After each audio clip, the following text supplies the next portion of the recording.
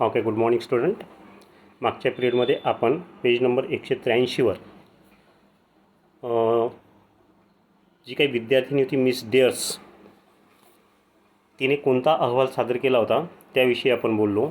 म्हणजेच जगामध्ये जे काही आजारपण आहे, लोकांमध्ये पसरलेले आजारपण आणि जगामधले जे काही रोग आहेत ते रोग, म्हणजेच ज्ञानाची आणि मार्गदर्शनाची आणि मदतीची देवाणघेवाण करण्यासाठी, म्हणजेच देवाणघेवाण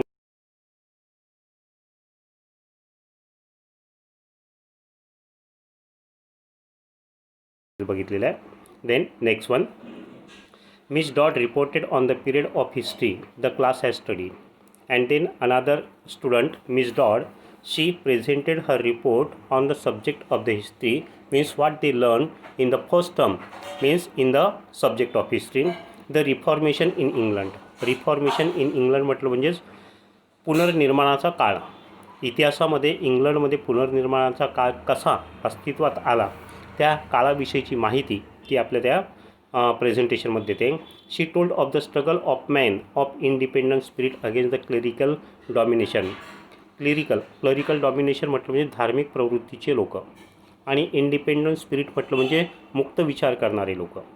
so she told of the struggle, आणि त्यांच्यामधला जो काही संघर्ष होता कोणत्या काळामध्ये, रिफॉर्मेशन इन इंग्लंड, परिवर्तनाच्या काळामध्ये जो काही त्यांच्यामधला संघर्ष होता त्या संघर्षावर ती आपलं प्रेझेंटेशन सादर करते. So struggle of man independent spirit against the clerical domination and of their efforts to break from establish religious traditions. म्हणजेच हे जे काही अगोदर या पाद्री लोकांचे जे काही वर्चस्व होतं, पाद्री लोक म्हटलं म्हणजेच जे काही चर्चचे पुजारी असतात त्यांना पाद्री लोक म्हणतात, आणि त्यांनाच म्हणजेच काय क्लरिकल डॉमिनेशन म्हणतात. म्हणजेच हे जे काही पाद्री लोकांचं त्यावेळेस समाजामध्ये जे काही वर्चस्व होतं त्या वर्चस्वाविरोधात प्रस्थापित धार्मिक परंपरा, म्हणजे या लोकांनी ज्या काही प्रस्थापित धार्मिक रूढी आणि परंपरा होत्या त्या मोडीत काढण्यासाठी त्यांनी प्रयत्न सुरू केले होते, आणि त्या प्रयत्नाचा संघर्ष या मुक्त विचाराच्या त्यांच्यासोबत या मुक्त विचाराच्या लोकांनी कशा प्रकारे संघर्ष केला याविषयीची माहिती ती आपल्या त्या इतिहास या विषयात सांगते. From those early beginning gradually grew the idea of tolerance for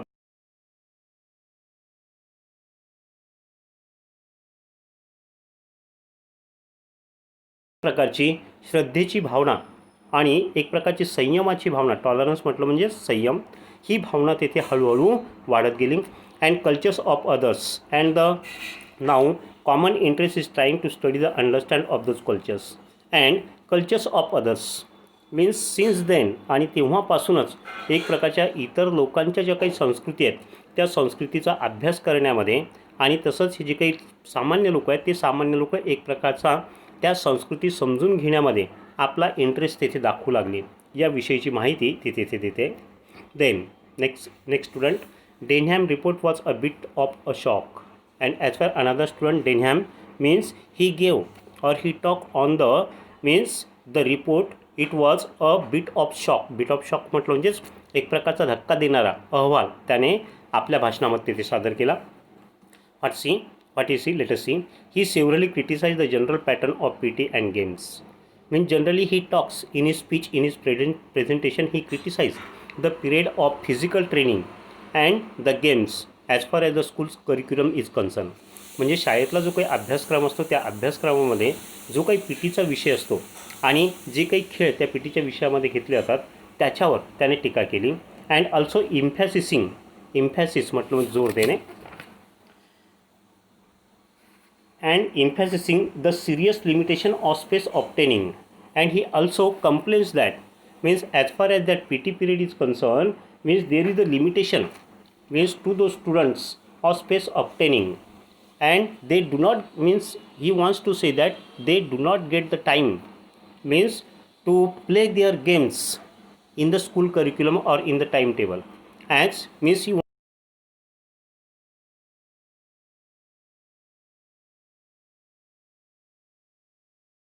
म्हणजेच त्या पिरियडमुळे म्हणजेच त्यांचे जे काही गेम्स आहेत त्या ज्या गेममध्ये ते इंटरेस्टेड आहेत किंवा स्पोर्टमध्ये ते इंटरेस्टेड आहेत त्यांच्या त्या गेमला त्या पिरियडमुळे तेथे स्थान मिळत नाही. And the effect of that limitation on their games and activities, आणि त्याचा परिणाम त्या PT पिरियडचा परिणाम त्यांच्या गेमवर किंवा ज्या स्पोर्टमध्ये ते ॲक्टिव्ह आहेत त्या गेमवर या पी टीच्या पिरियडचा तिथे परिणाम होतो असं तो सांगतो आहे. Of that limitation on their games he complaint that the P T was ill considered and pointless. Means as far as the P T period is concern he wants to say that it is ill conceived. In conceived म्हटलं म्हणजे निरर्थक आहे. And it is ill conceived and it is ill conceived and pointless. Pointless म्हटलं म्हणजे निरर्थक आणि इल conceive म्हटलं म्हणजेच एक प्रकारचं नियोजन शून्य हा विषय आहे असं तो तिथे आपल्या प्रेझेंटेशनमध्ये सांगतो आहे. And the routine monotonous and as far as that period is concern it is a routine monotonous. Routine monotonous म्हटलं म्हणजेच एक प्रकारचा कंटाळवाणा पिरियड तो आहे. He could see no advantage in doing it and as the students do this period means they do not get any benefit from that period and means they do not get any advantage means by attending that period. म्हणजे तो period attend करून आम्हाला त्याचा काहीही तिथे फायदा होत नाही. अ jolly good game was better fair. आणि त्याऐवजी एखादा चांगला गेम एखादा चांगला स्पोर्ट म्हणजे त्याबद्दलचं जर ट्रेनिंग त्या पिरियडमध्ये दिलं त्या पिरियडऐवजी जर दिलं तर ते चांगलं राहील असं ते तिथे सांगतो आहे. Apparently he was voicing the opinions of all the boys for they cheer him loudly. And while he was talking, as far as the PT period is concerned into the timetable at that time means the whole student was cheering him loudly. And so it indicates that means he was talking on behalf of the all.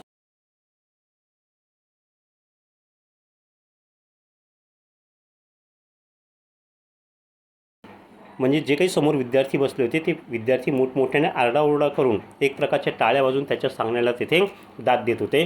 म्हणजेच सगळ्या विद्यार्थ्यांच्या वतीने तो म्हणजे डेनहॅम त्या P T पिरियडविषयी सांगत आहे की पी टी पिरियड हा कसा अनावश्यक आहे असं त्यावरून तिथे स्पष्ट होतं. Opinion all the boys for they cheered him लाऊडली. चीड हिम लाऊडली म्हटलं म्हणजेच एक प्रकारचं काय करू आपण त्याला सपोर्ट होऊन टाळ्या वाजून त्याच्या त्या म्हणण्याला दाद देत होते. When the reports were over, Denham called two children at random from the audience, and having over his report, he randomly called two students from the audience. आता त्याचा रिपोर्ट सादर झाल्यानंतर समोर बसलेल्या विद्यार्थ्यांमधून 2 विद्यार्थ्याला त्याने इशारा करूनच स्टेजवर बोलावलं. And asked them to write the name of each teacher on a bit of paper. आणि तसंच त्या विद्यार्थ्यांना एका कागदावर म्हणजे शिक्षकांची नावं तिथे लिहिण्यासाठी सांगितली. कशासाठी? कारण की त्यांचे प्रेझेंटेशन झाल्यानंतर शिक्षकांचं पॅनल त्या स्टेजवर येणार होतं आणि त्यानंतर विद्यार्थ्यांनी विचारलेल्या प्रश्नाला ते शिक्षकांचं पॅनल तिथे उत्तर देणार होतं. त्या दृष्टिकोनातून 2 विद्यार्थ्यांना त्याने बोलावलं आणि चिठ्ठीवर त्याने शिक्षकाची नावं लिहायला सांगितली. Name of the each teacher including the head on a slip of paper. These slips were folded and placed in a hat, juggled vigorously, and then withdrawn one by one. Then means those slips where the students have written the name of the teacher, they were folded. त्यांच्या घड्या मारल्या and they were also put into the hat. त्या कॅपमध्ये ठेवल्या and also juggled vigorously आणि चांगल्या घोसळल्या म्हणजेच mix केल्या. Means जगल्ड vigorously म्हणजेच एक प्रकारच्या फिरवणे किंवा खालीवर करणे. and then withdrawn one by one आणि त्या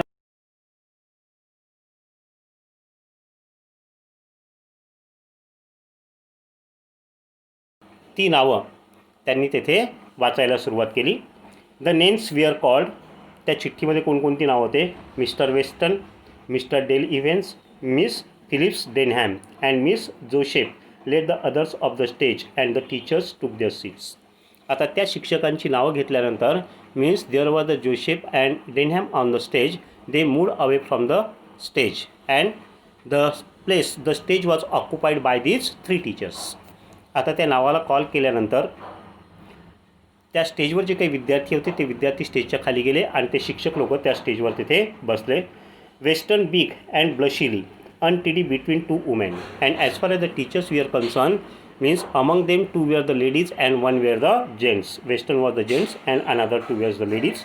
And as far as the introduction of the Western was concerned, description of the teacher Western is given there. He was a big, जाडाजुडा होता, लठ्ठा होता, अँड ऑल्सो बुशिली म्हटलं म्हणजे एक प्रकारचा केसाळ, आणि अनटिडी म्हटलं म्हणजे गबाळा. म्हणजे असल्या प्रकारची पर्सनॅलिटी त्या शिक्षकाची होती आणि तो त्या 2 शिक्षिकेच्या मध्यभागी असा बुजून म्हणजे अवघडून तिथे बसला होता. देन द क्वेश्चनिंग बिगॅन आणि त्यानंतर तेथे प्रश्नाला सुरुवात झाली. Then the questioning begin. I believe I would have gone a long way to see what followed. It was an experience which I shall not easily forget. And as far as that point was concerned, means that situation was concerned, the writer said that, means as far as that point was concerned, he will never forget in his life. आणि त्या प्रसंगावर लेखक म्हणतोय की असल्या प्रकारचा प्रसंग मी माझ्या जीवनामध्ये कधीही विसरणार नाही.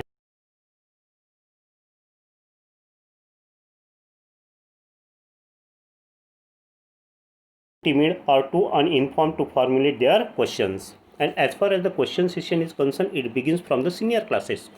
Means as the youngest classes, youngest children were concerned, they were the innocents and they were either too timid or too informed to formulate their questions. आता प्रश्न विचारण्याची सुरुवात मोठ्या वर्गापासून झाली, कारण की लहान वर्गातले जे काही विद्यार्थी होते ते अतिशय घाबरट होते किंवा प्रश्न विचारण्यासाठी भीत होते किंवा कशा प्रकारचा प्रश्न विचारावा याबद्दलचंही ज्ञान त्यांना तेथे नव्हतं. आणि त्या दृष्टिकोनातून प्रश्न विचारण्याची सुरुवात कुठून झाली? त्या वरच्या क्लासपासून झाली.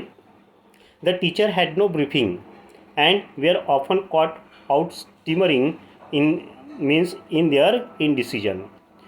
Briefing. And when the teachers were appointed on the stage, at that time they themselves know, means which teacher will be called there or which teacher will be in that panel. म्हणजे तेथे जे काही त्या शिक्षकांचं selection होणार होतं त्या शिक्षकांपैकी एकालाही तेथे माहीत नव्हतं कोणाचं तेथे त्या पॅनलमध्ये सिलेक्शन होणार, म्हणून ब्रीफिंग म्हणजे पूर्वकल्पना असणे. And were often caught out stammering in their indecision. And when means they would answer, they were answering the questions at that time, it also could found the writer that they were also stammering to the answer of the questions arised by the students in that assembly. आणि तसं ज्यावेळेस विद्यार्थ्यांनी प्रश्न विचारले त्या प्रश्नांची उत्तर देण्यासाठी ते शिक्षक तेथे अडखळताना जाणवत होते इन देअर इंडिसिजन. स्टॅमरिंग म्हटलं म्हणजे अडखळणे. But here again I received a big surprise. परंतु आणखीन एक प्रकारचा आश्चर्याचा धक्का तेथे लेखकाला दिसून आला. द फ्रीली म्हणजे एक आश्चर्याची बाब.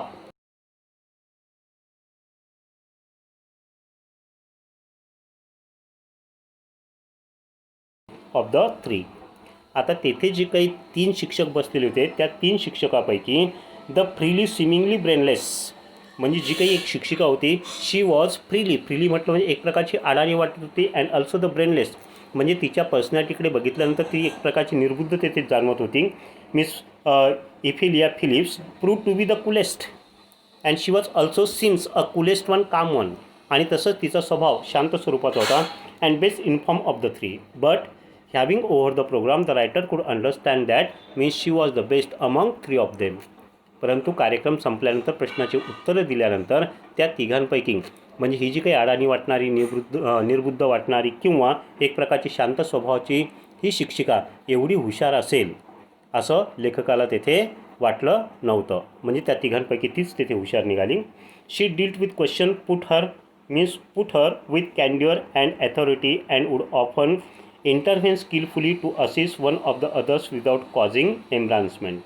So she dealt with question put to her with candor and authority. Means when the question would arise by the students at that time plainly means she would answer the questions of the students and would often intervene skillfully.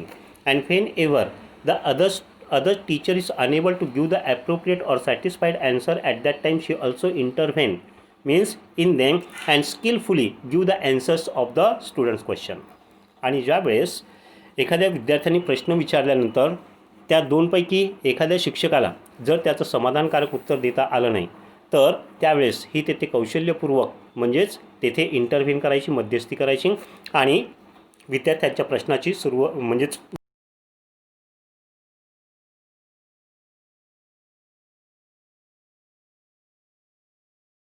बाहेर काढायची, म्हणजे अडचणीतून त्यांना तिथे बाहेर काढायची. Causing एम्ब्रान्समेंट.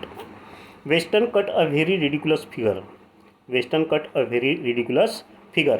म्हणजे वेस्टर्नने तर आपलं स्वतःचं हसूच तेथे करून घेतलं होतं. And as far as that insult was concern he was responsible for his insult on his stage.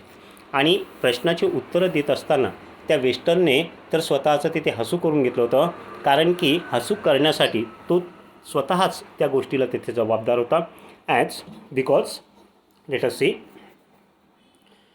Western cut a very ridiculous figure, means in the face of Denham's blunt criticism and Furman's adroit questioning.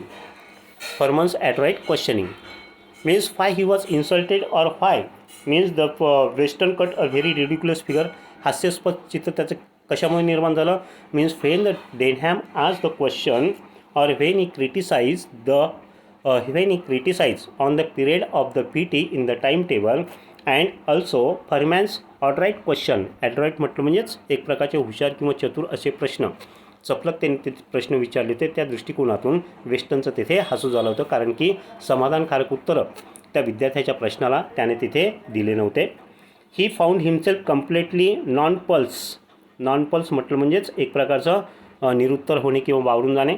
म्हणजेच त्यांनी जेव्हा प्रश्न केले त्यावेळेस त्यांच्या प्रश्नाची उत्तरं, समाधानकारक उत्तरं त्या वेस्टर्नला तिथे देता आली नाही. And try to bluster his way out with a show of means offended dignity. Offended dignity म्हटलं म्हणजेच एक प्रकारचा स्वतःचा इन्सल्ट त्याने तिथे करून घेतला होता आणि त्याच्या त्या अपमानाला तो तिथे स्वतः जबाबदार होता. His way means bluster his वे म्हटलं स्वतः जबाबदार.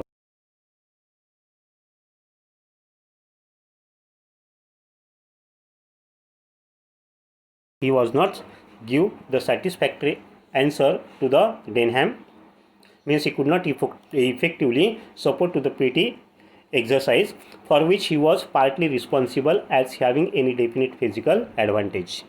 म्हणजेच without any physical advantage he could not support his answer and he was also responsible for that.